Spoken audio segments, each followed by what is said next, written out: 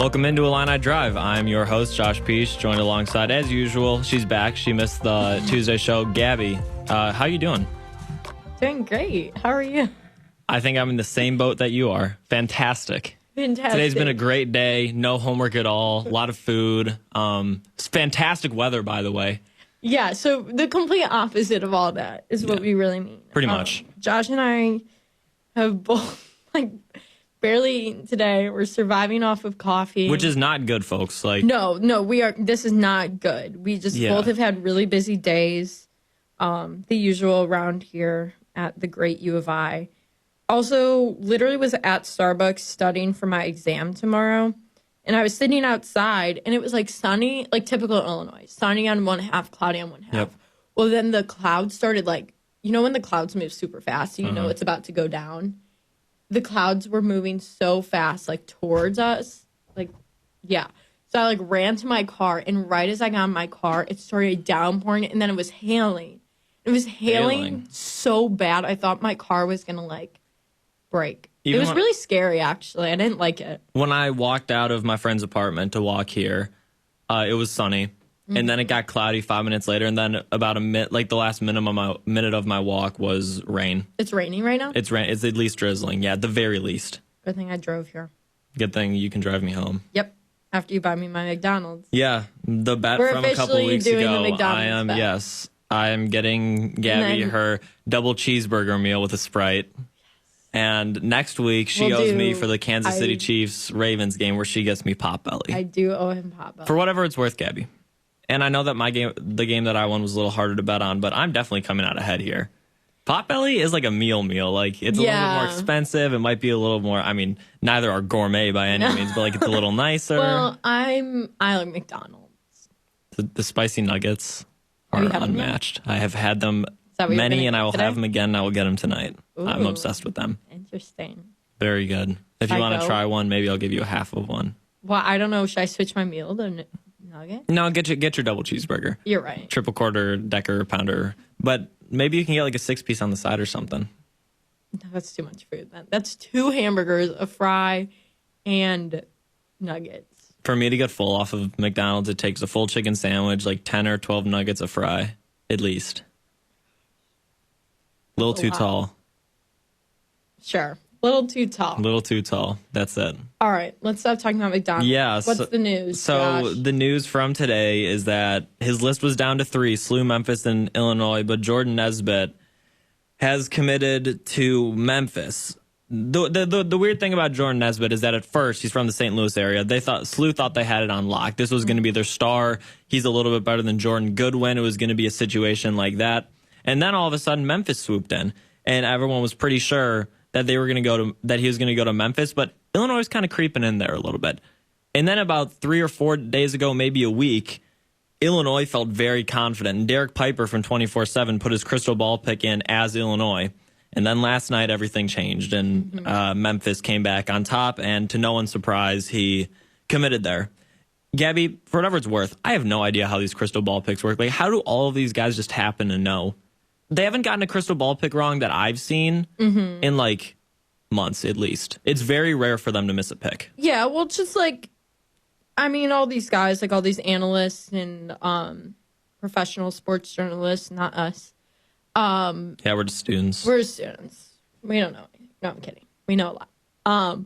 But they've developed decade-long relationships with assistant coaches, recruiting people for these programs. So that's where most of this information is coming from, is those long developed relationships that obviously we wouldn't have because we've only been covering the team for about a year. Things like that. So I think it comes from assistant coaches, family of the recruits. Obviously, if you get a good enough relationship with a guy from high school or things like that, if you've been covering a guy since his freshman year of high school, you develop that relationship with the family. You're going to know things quicker. So I think that's where that's coming from. Obviously, this is not good for Illinois. They've lost out on a couple big recruits, big names lately. Obviously, I don't think it's anywhere to panic for Illinois, but it's interesting because Memphis only offered Nesbitt less than 2 months ago, where Illinois has been prioritizing him for a while. since the summer, and obviously before that, but obviously the summer is when like they really kickstarted things.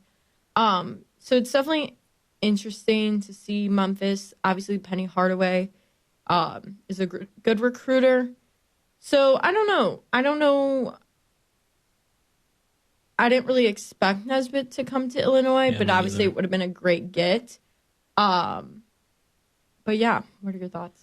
Yeah, I mean, not to compare it to, what happened with DePaul and what was the recruit that went to DePaul? His name Weston? No, Weston went to Seton Hall. David Jones, yes. They kind of came in, not at the last minute like DePaul did, but like, Memphis, like a couple months ago, kind of swoops in there. And then immediately, he's interested. Now, like I said, not saying that things are going on, but they might be. But then again, also Hardaway, he played in the NBA, really, really talented until his injury. We know that he is a pretty good coach. So Memphis is an attractive offer. And obviously, if he came in after Ayo and Kofi left, he could have playing time. But I think that Nesbitt wanted to be a star. And with Miller and Carbello in there, he's not going to be the star. Memphis, SLU, schools like that do. So we didn't get him. But at the same time, we're still stuck at one. I know. Luke Goody alone is fantastic. He's a top 100 kid, sharpshooter, something Illinois needs.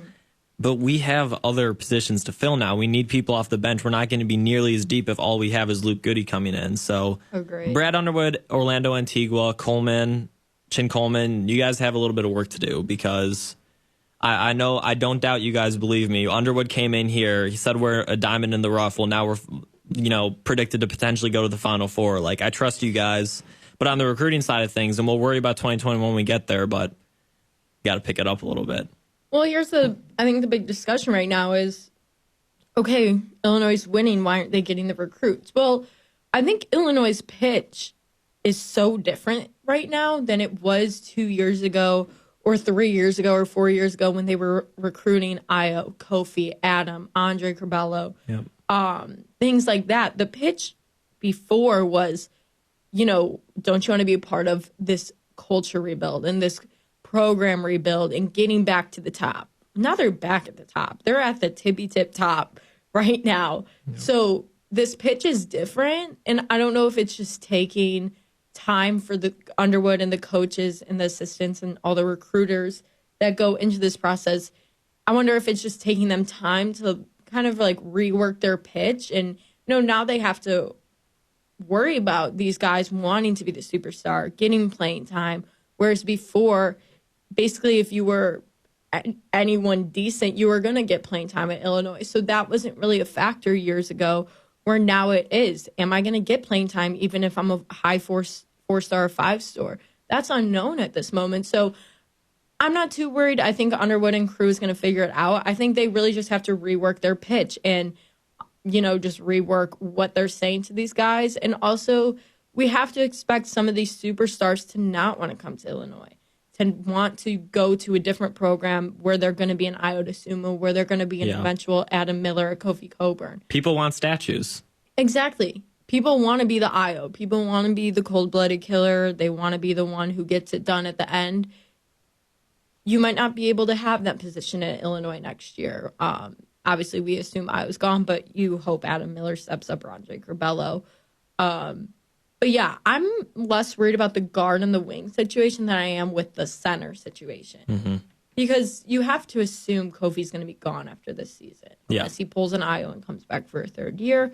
Doesn't seem likely because he seems pretty eager to want to get to the NBA, which I don't blame him. Obviously, he's had a very different situation than any of us growing up. And, he just wants to make money, provide for his family type of thing. So I'm more worried about the center situation, but obviously losing out on these couple guards, wings that are high recruits. And it's not like you were just in like the top 15. Like you're in the mix. You're right in the mix. So Illinois is right there.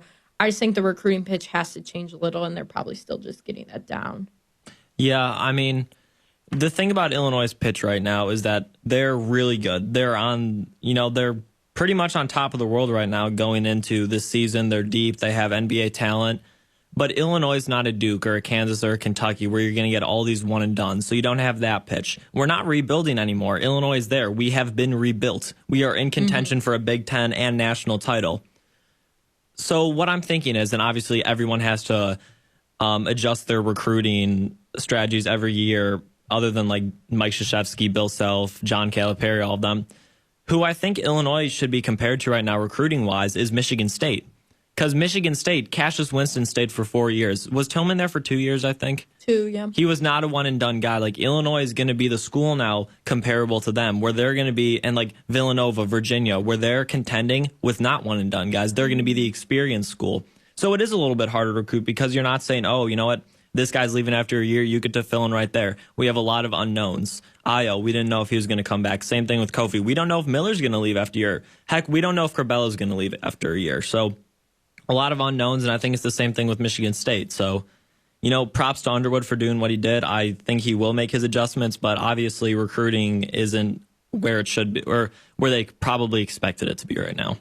Yeah, I mean, and there's still options. Like, there's still options open. The transfer portal is obviously huge. You know, Illinois' Underwood has kind of gotten into that. I feel like transfer portal is just a trend for Illinois athletics in general. So I don't think there's any reason to be worried yet. I know we kind of said that after the last couple of recruits fell through. But Underwood, Antigua, Chin, who's the new coach, the new assistant who got Luke Goody? Stephen Gentry? Exactly, yeah. Yeah. They're all really good recruiters. They've all gotten top guys. So you know what's going to happen eventually, whether it is the transfer portal. I think they're obviously good for next year in terms of they don't need anybody except a center, which, again, transfer market. That's a perfect. You saw the transfer market was huge after this season. So it's only going to continue to grow, people wanting to leave, people wanting more playing time, things like that. So no reason to be worried yet. Yeah, I don't know. It's tough, though. It's tough when you obviously are. I think you'd rather just be in like the top 15 and then not make like recruits top 10 than being in the top 3. And then miss out a few times now because 3 times. Bryce Hopkins is going to be the last one. We're probably going to be in his top 3. Yeah. And I guarantee you we won't get a crystal ball pick as of right now, at least. Yeah. So it'll be tough. And obviously, until then, we have a really fun team to cover this year. We have a really fun team to watch that very realistically could do huge things. Yeah. Io could get his statue after this year. Like, it could all be worth it. Barring an injury, this team will be good. It's not, oh, are they going to be good? They will be good. And like we've talked about it before on the show, Gabby, even if Io and Trent and Kofi are all gone after this year, we're still going to be a pretty good team with Goody and Hutcherson and Corbello and Miller, and even Georgie maybe could step up as a senior. You never know. And then maybe after that, some more guys could come in for 2022. I don't know. But until then, we have some fun team to cover. Yeah. Well, Illinois is also still pursuing a 2021 center, 4-star Mac. Oh, gosh, I'm going to mispronounce his name. Mac Etienne. Etienne. That's it. I don't know. It's like the Clemson running back, right? Yeah. So Brewster Academy 4-star center. He's 6'10", very tall. I'm looking at a story on Illini Inquirer right now from Deshaun London, who says that he is not rushing his decision and won't be committing or cutting his list even anytime soon. But some of the schools pursuing him right now are obviously Illinois, Iowa, Kansas, Connecticut, and Arizona State. And there's not really, it doesn't look like there's like a front runner right now because clearly he's not in any rush to commit. But Illinois is clearly in the mix and they're obviously in good company. The biggest thing you look at is Iowa. Yeah. And they're obviously going to lose Luka Garza. And we're losing Kofi. And Illinois is probably going to lose Kofi. So that would be a really interesting battle. But the good news is he has been being recruited by Antigua for Illinois. Yeah. And Antigua secured Andre Corbello. I think that was his latest. He got Felice, right? He got did Coburn. Get Felice. Yeah. Also got Coburn. So he obviously has a very, very, very good track record when it comes to recruiting. Yeah. So I think there's some confidence to look at for that. So, I mean, there's people still on the board. So I'm not worried. I am a little worried about the center position if we don't get this Mac kid, because then you're relying on the transfer portal. And obviously, I know I just said 2 seconds ago that it's pretty popular right now, but it's also so hit or miss. It kind of comes down to a guy's experience. Obviously, a waiver is needed when it comes to playing right away, which Illinois sports in general tend to not get lucky with. Yeah. I mean, we have a fantastic recruiter in Antigua who looks like he's here to stay. Yep. We've had good recruits so far. We're going to be a good team. I don't think there's any reason to panic right now. Absolutely no reason to panic. Frustration maybe a little with the whole top three thing. Of course, a little frustration. But, we're a good pitch for ETN. I mean, he's a big guy. He's seen what... Are you kidding me? What Brad Underwood has done with big guys? LaRon Black ended up being awesome. Georgie came in as a freshman, put in work. Kofi was the Big Ten Freshman of the Year and possibly could have gotten drafted. And I think he's going to be a lottery pick next year. So if that happens, we have a good pitch for ETN. I agree. We're going to take a little break here. When we come back, we've got some baseball and basketball talk. That's next on Illini Drive.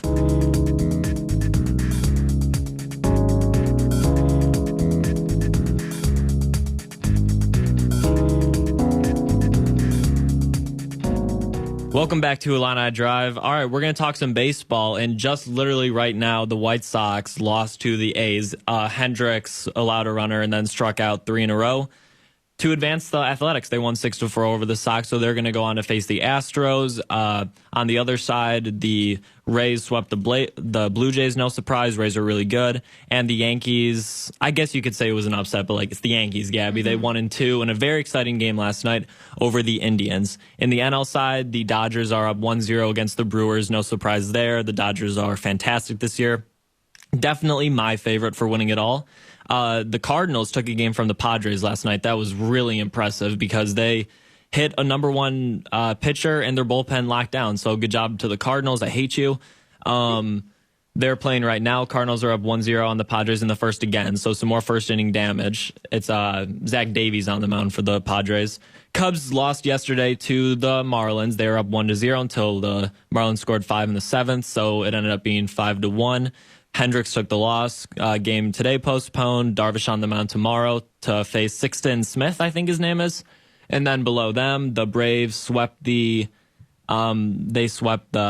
Reds in 2. Awesome performances out of Max Fried and their new guy. My best friend John at home's a huge Braves fan. He's going to be mad at me for forgetting his name, but so far pretty exciting playoffs. I love the Athletics and White Sox go 3 games and. At least for the Cubs. I don't know about the rest of the series, but for my sake, huge Cubs fan, I hope they go 3. But so far, it's been a pretty good playoffs. Yeah, I think it's unfortunate for the White Sox. I feel like when was the last time they made a playoffs? 2008. A while. So kind of unfortunate.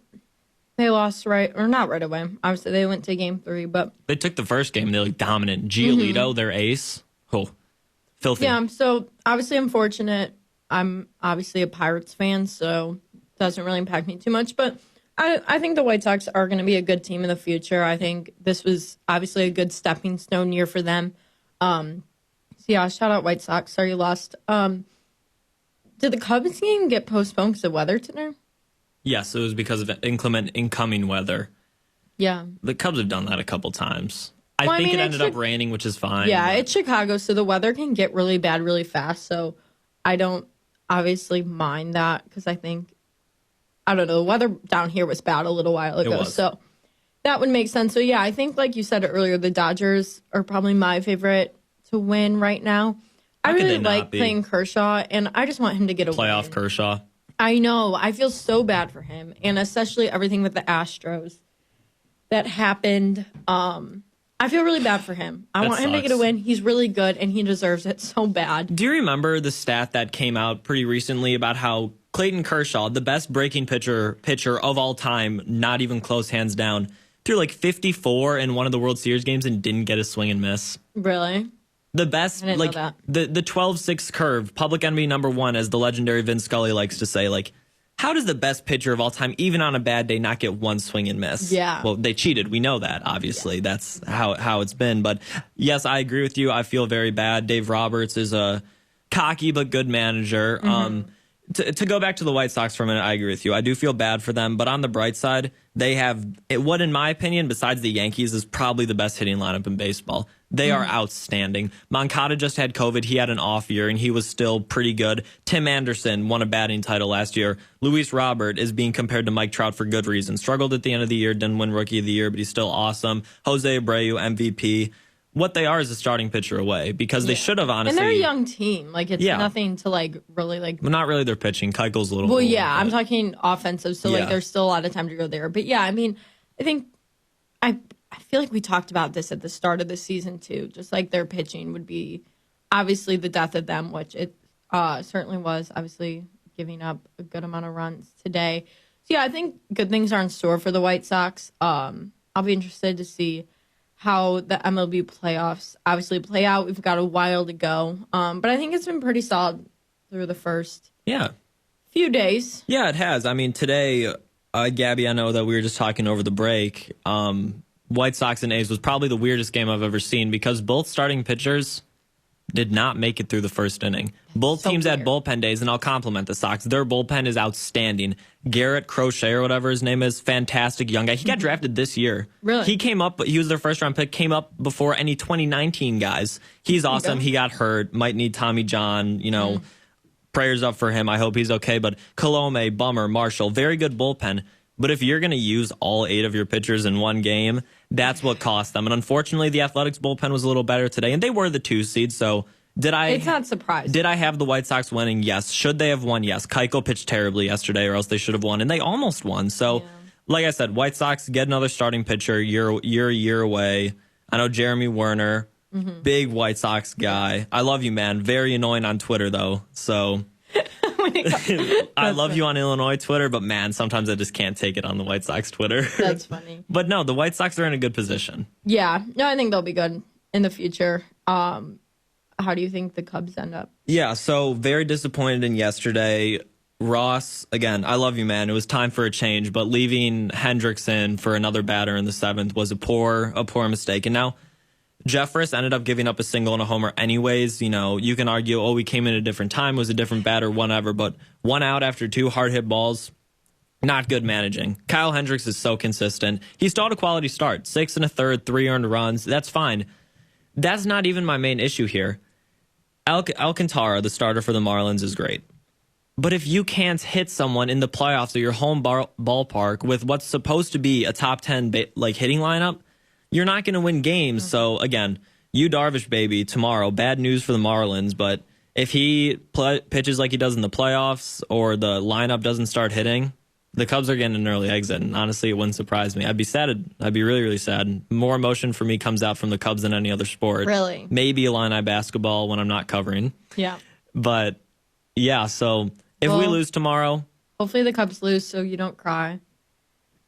What was that? Or hopefully the Cubs win. Thank you. And then if it goes 3, it would be John Lester, who had a bad regular season, but he's probably, after Bumgarner, the best playoff pitcher of the decade, and he's my favorite Cub of all time, so I'd feel confident even if he's going against a guy in the 3s, but I like him at home. So tomorrow's a key game, and even if they did, the Braves would be so tough. I know you go to the neutral site. I think the Cubs would be in Houston or something against the Braves, but I'm not too confident. I wish my baseball team was ever good. Yeah, and you don't even get to watch your football team this week. I know that we're going to get to that in about 10 minutes, but yeah, COVID. Let's COVID talk ruins NBA. everything. Yeah, yesterday, game 1 of the finals. I mean, Lakers dominated. 2 words. Lakers dominated. Except the first, few minutes of the first quarter. Yeah, I was in there, and then I had to step outside to call my friend, and it took about 15 minutes. We were catching up. I come back in. My buddy George, who's the biggest Lakers fan ever, he's like, Pietsch, get back outside. You're the Lakers, bad luck charm or something. All of a sudden, it's a 15-point game. Mm-hmm. I mean, they kind of just ran away with it. I mean, no one can guard AD, and that was kind of expected. Brendan, I'm coming at you for this one, who said that Bam could guard AD. I know he got injured, but still. No. I thought he could, but he can't. I knew he wasn't going to be. And everybody was saying, AD hasn't had a real matchup yet. Okay, well, AD's AD. He's going to score. He's going to be top good. 5 player in the league. Obviously, LeBron was good. I like Jimmy Butler, and as much as I wouldn't mind the Heat winning, if it were any other team, I'd be rooting for the Heat. But I've said this whole time, I want the Lakers to win for Kobe. Yeah. I think that's pretty self-explanatory. I also love Anthony Davis. I don't know. It was a pretty dominant game. I don't expect that to be the whole series. I think the Heat will get one.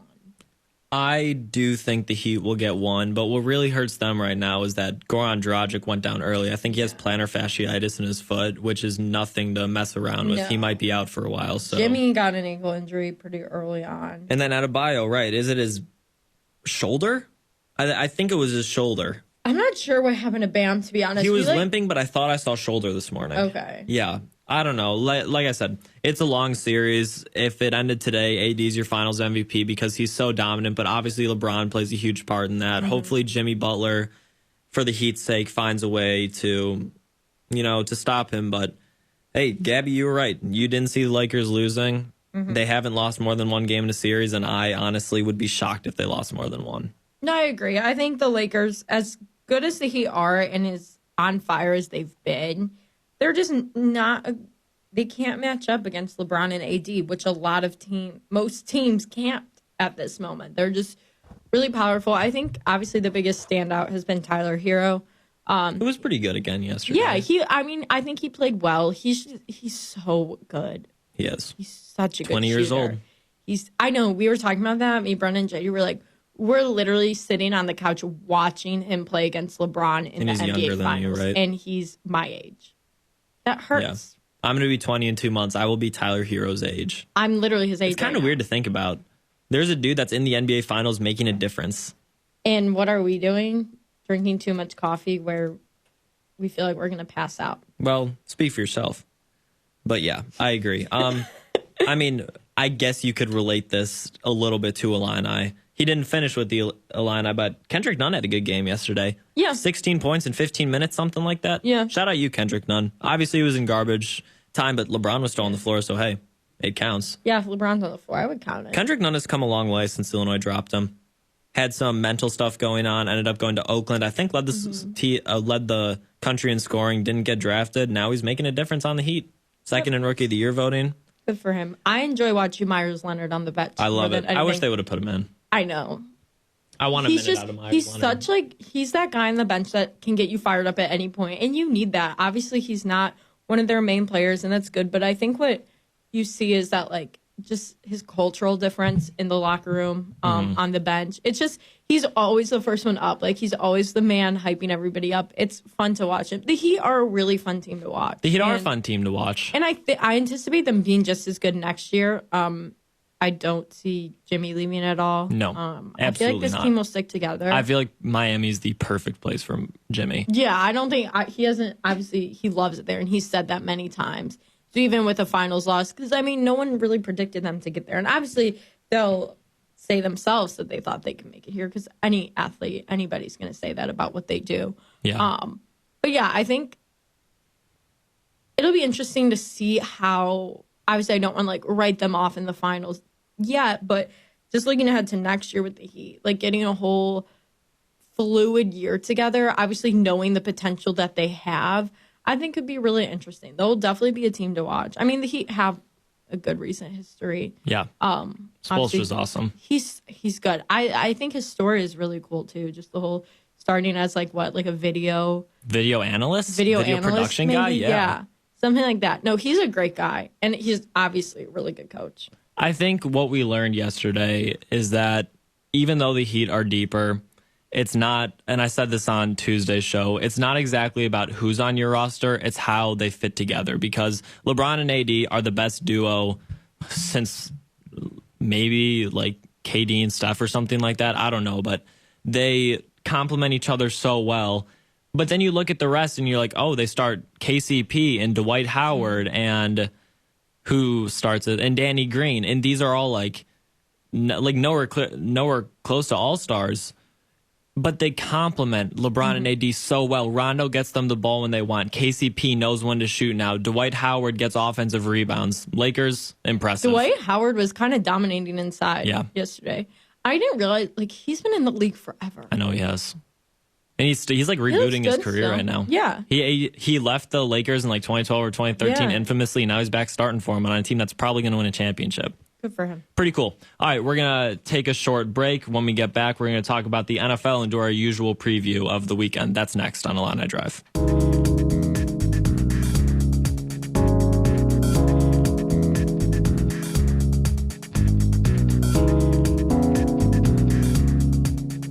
Welcome back to Illini Drive. We're going to end things a little bit early today, but before that, as we usually do on the Thursday show, we're going to close with the recap of the weekend slate of football games. Tonight, possibly, Gabby, the worst Thursday night football matchup in the history of sports. A backup QB in Denver against an 0-3 Jets with arguably the worst coach in the league right now. Correct. Denver at New York. Denver. I'll take the Jets. As many problems as that's going on in New Jersey right now, Sam Darnold will get his first win this year. We're not betting on this either. Yeah, no bets this week. No bets. No bets this week. Haven't had enough time to prepare. 12 o'clock slate of games. First one, Indianapolis at Chicago.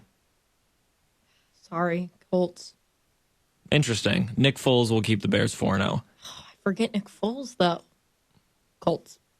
You know it's in Chicago, right? I need Jonathan Taylor to go off. So I'm going to. You know that Rivers doesn't throw the deep ball well, right? I don't care. I'm saying Jonathan Taylor's going off. It's a run game. It's a run game. Can we put a bet on this? No. Gabby, I'd be shocked if the Colts won. Okay, well, I'm going to go Colts. All right, good for you. Thank you. Bears, easy.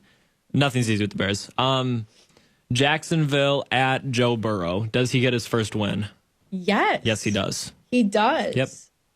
Go Joe Burrow. And he's my fantasy quarterback this week. Don't let me down. Cleveland and Baker Mayfield against Prescott and the Cowboys in Dallas. Cowboys. Yeah, me too. Cowboys for sure.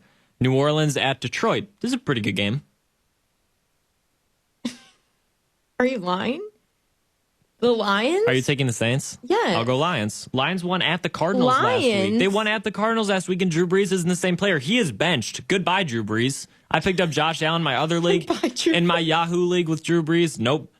Josh Allen starting now. And in our league, Gabby, which I'm 2-1 in. Shout out, Brendan. You beat me. I picked up Josh Allen. Wait, he's Brendan going over. Beat you? Yeah, I'm 2-1. Oh. And he's starting over Deshaun Watson. Yeah, Mahomes just went off, Gabby. There's nothing. Yeah. I know. It happens. I will take Detroit. Seattle at Miami. Seattle. LA Chargers at. Ooh, this is a good game. Tampa Bay. Tampa. I'll take Tampa Bay, but Justin Herbert's going to play pretty well. Yes. Baltimore at Washington football team. Angry Baltimore is going to win. Arizona Cardinals coming off a disappointing home loss to the Lions at the Panthers. I'll take Arizona. I'm going to take Arizona. Yeah, Kyler Murray. 2 0-3 teams. Minnesota at Houston. Houston. Yeah, Deshaun Watson's going to go off, even though I'm benching him. Kirk Cousins. Yikes, buddy.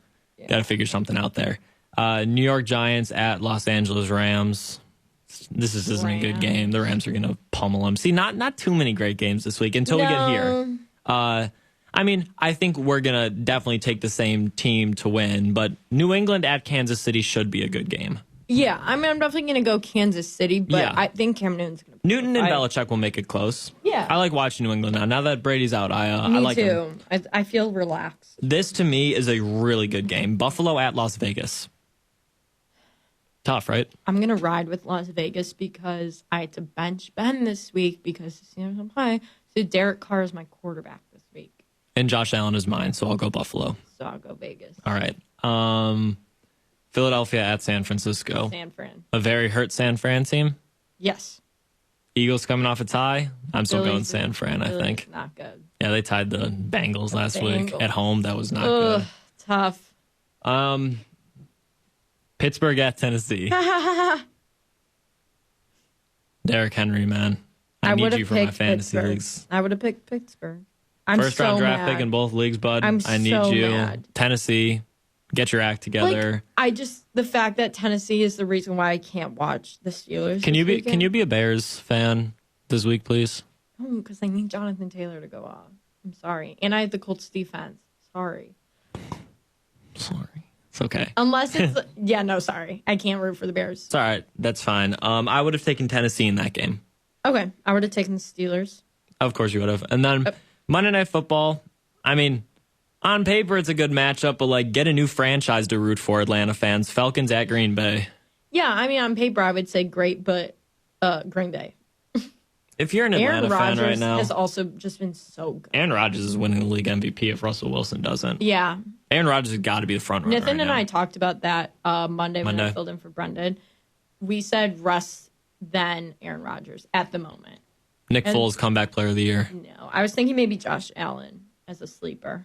But he has nothing to come back from. He's still on the rise. Where Nick Foles, people are like, oh, he went to Jacksonville, he got hurt, bad O-line, he's done. Ben will make a run. Everything has to do with the Steelers. It does. Okay, well, you just made it about Nick Foles and the Bears, Josh. He is a very realistic comeback player of the year. He's comeback. I thought we were talking about MVP. I'm talking about comeback player of the year. Oh, I was talking about MVP. Josh Allen could win MVP. Oh, yeah. That's what I love Josh Allen. I said comeback player of the year. Oh, I thought we were still on MVP. My bad. No, Nick Foles could definitely. Yeah. But Ben also could, but not right now. He hasn't played. Yeah. He hasn't played very well. He's played well, but not like. He's played fine, but he's not like the reason that they're winning. No. The defense is the reason. Yeah, exactly. Yeah, decent week of games. Not the best. Hey, I'll watch the Bears at 12. I'm depressed. I'll watch the Chiefs at 3. I won't watch Sunday Night Football. I'm going to go to bed. And then Monday I'll watch, depending on What's Sunday night? Philadelphia, San Fran. On paper, again, a good matchup. Yeah. Carson Wentz and Jimmy Garoppolo, intriguing. But right now, Carson Wentz, did you see Colin Cowherd's backwards hat thing? Yes. Colin Cowherd, dude, come on. Yeah. Come on. Yeah, I wasn't a fan of that. You see, he was like drinking beers with the boys. Yeah. That was not good. That was not entertaining. I know Barstool got into him about that. Yeah. But despite that, yeah, Carson Wentz, get it together, because I think that a very hurt San Francisco team is going to beat you, and it's not going to be close. Still going to beat you, yeah. I agree. So Garoppolo's out. Is Raheem Mostert? Is he playing? I think he's questionable still. He's questionable? I really need to know. They are plagued. He's on my team. They are very plagued. Yeah, it's brutal. Brutal year. All right, well, like I said, we're going to end the show a little bit early tonight. From Gabby and Josh, this has been Illini Drive.